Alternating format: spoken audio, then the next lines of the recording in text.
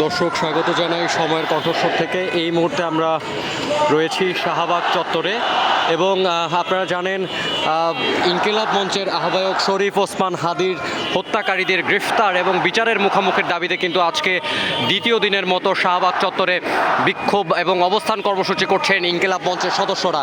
এবং গতকাল এবং আজকেও কিন্তু বিভিন্ন সাধারণ মানুষ কিন্তু এখানে এই আন্দোলনের সাথে যুক্ত হয়েছে। বাবারা তাদের সন্তানদের নিয়ে, মায়েরা তাদের সন্তানদের নিয়ে আন্দোলনে আসলে যুক্ত হয়েছে।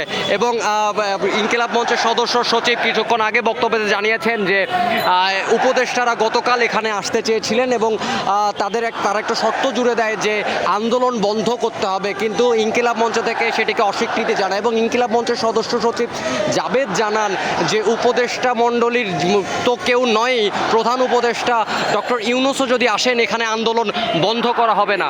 এবং তিনি আরও বলেন যে এই আন্দোলন